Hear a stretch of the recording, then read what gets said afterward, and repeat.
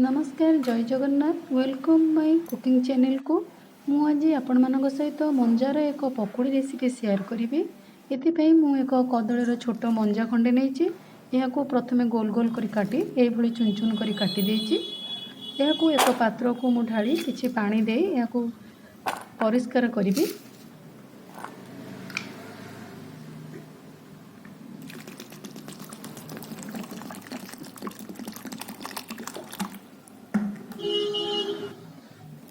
यही मंजा को हाथ में टिके भल भाव में मकची दबा मकची देकी आम टे चुपुड़ी देवी काले पानी अंश किसी रही जाइथिबो। अन्य एक पात्र को रखिली।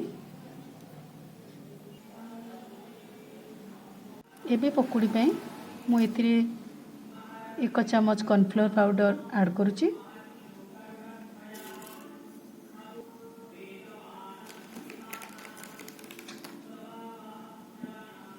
एक चम्मच बेसन आपण माने मध्य परिमाण हिसाब रे सेही भली कॉर्नफ्लोर बेसन ऐड करि परिबे। स्वाद अनुसार लूण, अल्प हळदी गुंड, जीरा,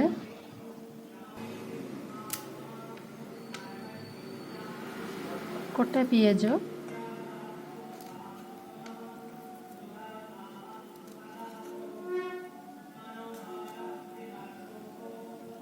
कंचा लंका, रसुण, अदार छेचार गोटे पेस्ट मु ऐड करिछि। किछि भुसंग पत्र, कटा जाइथिबा किछि टमाटर, कटा कंचा लंका, मेथी पत्र जेहेतु टिके भल स्वाद टेस्ट बढ़ेबो। एथिरे एवरेस्ट रो एक गरम मसला मु ऐड करिछि। ये सब को भल भाव में गोलई दबा। एबे पकोड़ी पे आमे प्रस्तुत करिबा।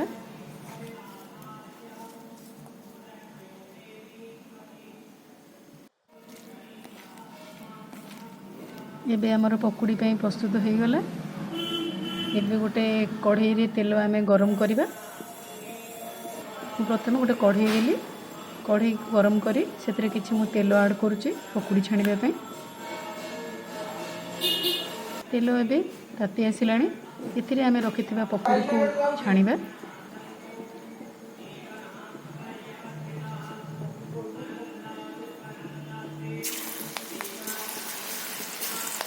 मंजार तैयारी पकोड़ी एते टेस्ट लागिबो आपण थरे खाइले याको बारंबार करिया पई इच्छा करिवे।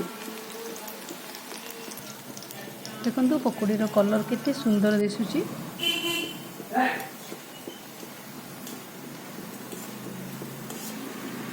वर्तमान पकोड़ी तो हो आसिलाणी। आम एक पात्र को ताको छाणिकी काढ़ी दबा।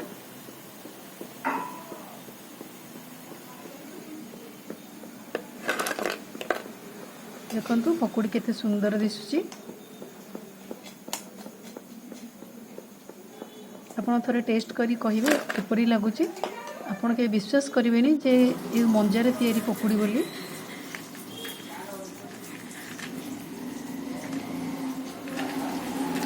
हाथ को भी सही भली क्रिप्सी केते सुंदर लागुची।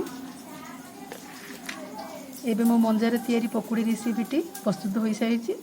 जदि आपण मानक मो वीडियोटी भल लगे गोटे लाइक करिवे, कमेंट करिवे, सब्सक्राइब करिवे। रहउची जय जगन्नाथ।